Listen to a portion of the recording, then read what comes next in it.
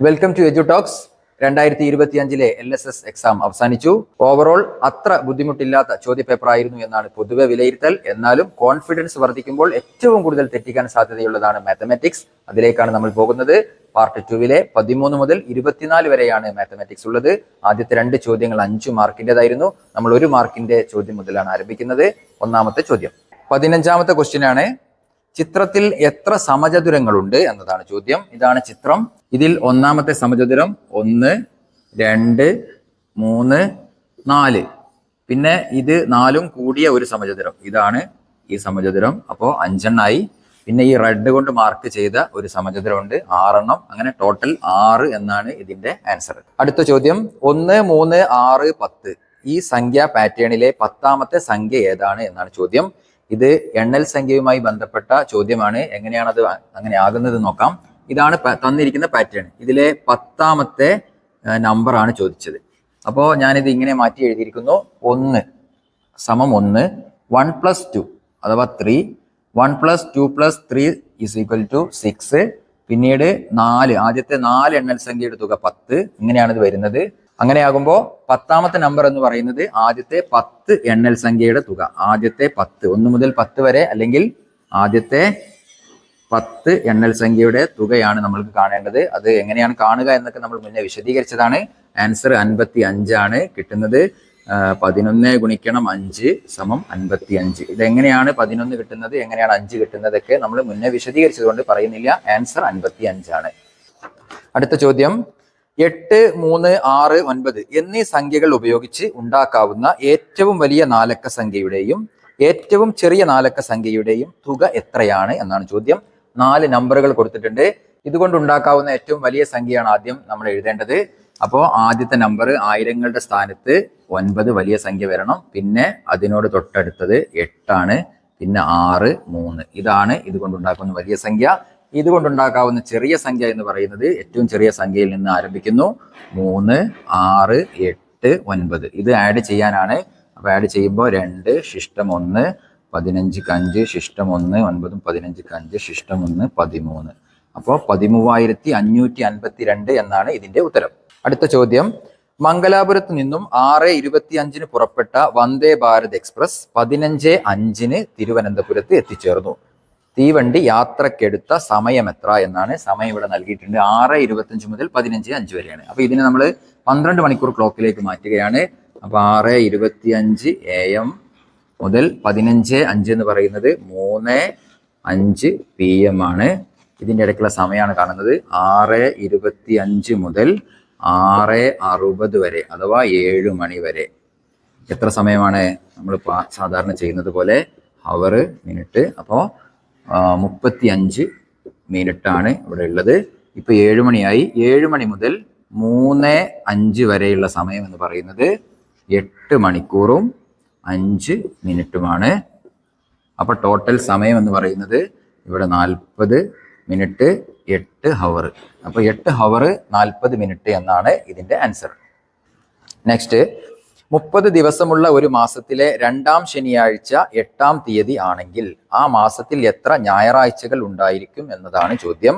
അപ്പോൾ 2ാം ശനിയാണ് പറയുന്നത്. 2ാം ശനി 8ാം തീയതിയാണ് എന്ന് പറയുന്നത്. ഇത് ശനിയാണ്. അപ്പോൾ 1ാമത്തെ ശനി എന്ന് പറയുന്നത് 8ൽ നിന്ന് 7 മൈനസ് ചെയ്യുമ്പോൾ 1 എന്ന് കിട്ടും. താഴെയുള്ളത് 15, 22, 29 എന്ന രീതിയിലാണ് വരിക. നമുക്ക് ഞായറിനെ പറ്റിയാണ് ചോദ്യത്തിൽ പറയുന്നത്. അതുകൊണ്ട് 1ാം തീയതി ശനി, 2ാം തീയതി ഞായർ. ഇതിന് താഴേക്ക് എഴുതുമ്പോൾ 9, 16, 23, 30. ഇതിൽ നമ്മൾ പഠിച്ചു വെച്ച കാര്യം എന്താ പറയുക? 1ാം തീയതിയും 2ാം തീയതിയും 5 എണ്ണം വീതമുണ്ടാകും 30 ദിവസമുള്ള കലണ്ടറിൽ. അപ്പോൾ ആൻസർ 5 എന്നാണ്. അടുത്ത ചോദ്യം 121 ഒന്നുകളും 24 നൂറുകളും 189 പത്തുകളും 4 ആയിരങ്ങളും ചേർന്ന സംഖ്യ ഏതാണ് എന്നാണ് ചോദ്യം. 121 ഒന്നുകൾ എന്ന് പറഞ്ഞാൽ 121 തന്നെയാണ്. 24 നൂറുകൾ എന്ന് പറയുമ്പോൾ 24നോട് കൂടെ 2 പൂജ്യം കൂടെ ആഡ് ചെയ്ത് കൊടുക്കുക, 2 400. 189 പത്തുകൾ എന്ന് പറയുമ്പോൾ 189നോട് കൂടെ 1 പൂജ്യവും കൂടെ ചേർത്തി കൊടുക്കുക. അതുപോലെ 4 ആയിരങ്ങൾ എന്ന് പറയുമ്പോൾ 4നോട് കൂടെ 3 പൂജ്യം, അപ്പോൾ 4000.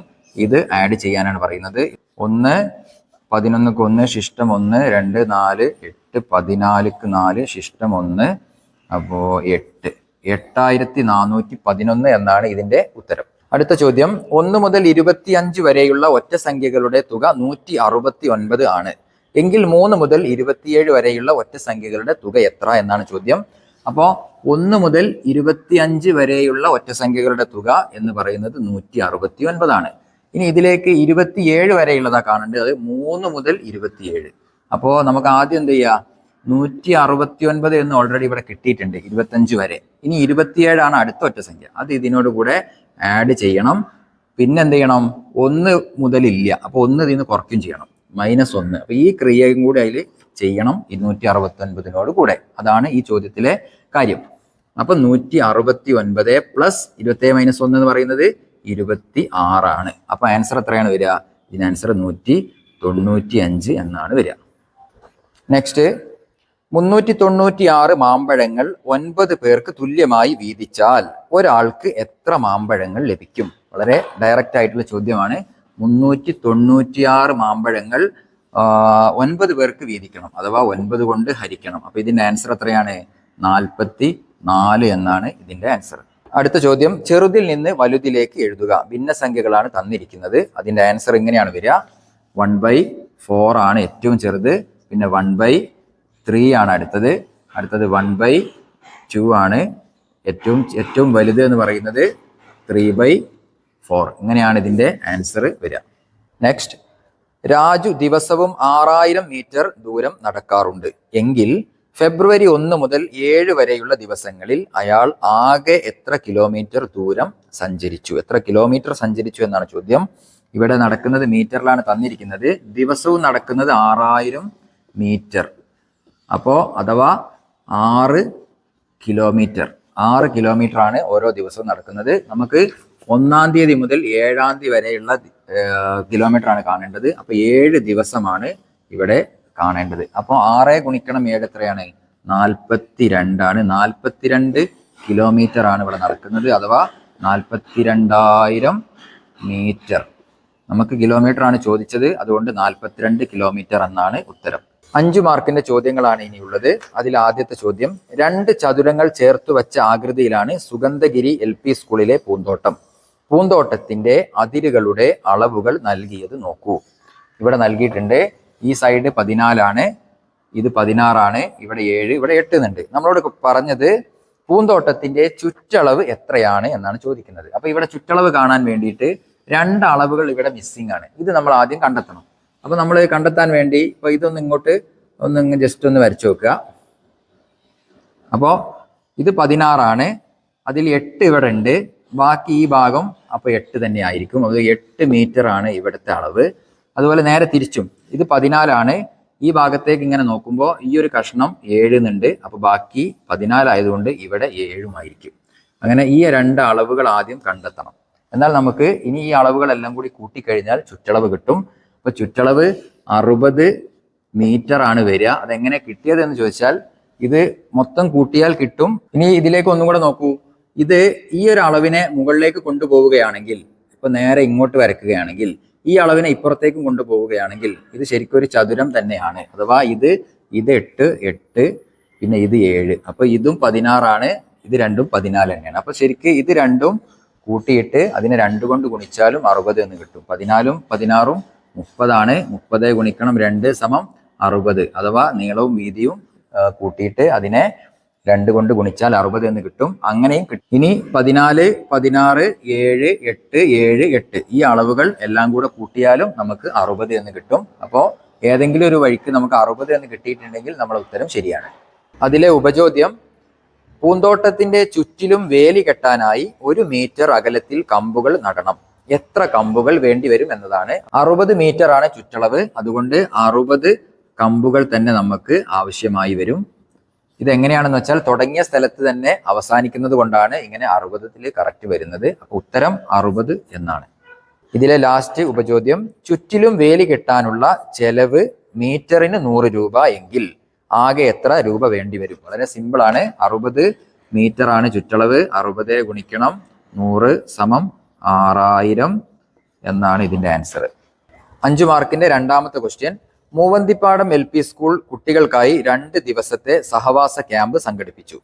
ക്യാമ്പിന്റെ ഓരോ ദിവസത്തെയും ചെലവുകൾ നോക്കൂ. ഒന്നാം ദിവസം 5695 രൂപ, രണ്ടാം ദിവസം 3467 രൂപ.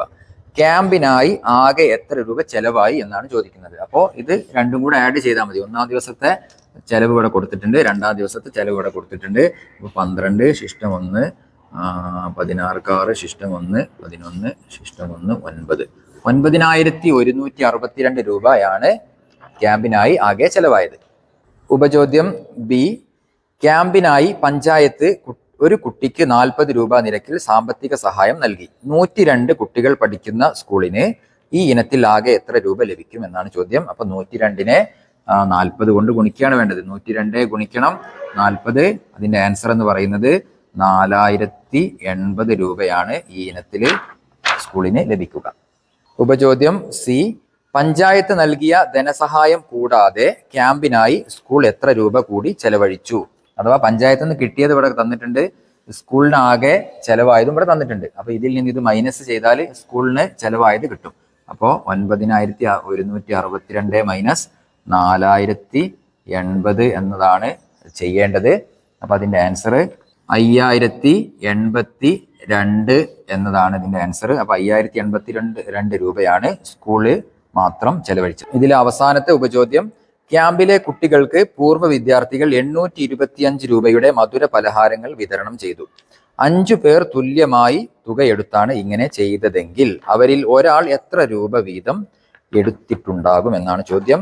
ആകെ ചെലവായത് 825 രൂപയാണ്. ഇത് 5 പേരാണ് 5 പേരാണ് ഇത് എടുത്തത്. അപ്പൊ 5 കൊണ്ട് ഹരിച്ചാൽ ഒരാൾ എടുത്ത സംഖ്യ കിട്ടും.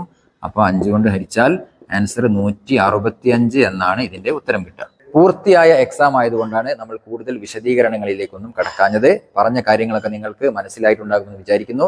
എല്ലാ വിദ്യാർത്ഥികൾക്കും എഡ്യൂടോക്സിന്റെ വിജയാശംസകൾ നേരുന്നു. താങ്ക്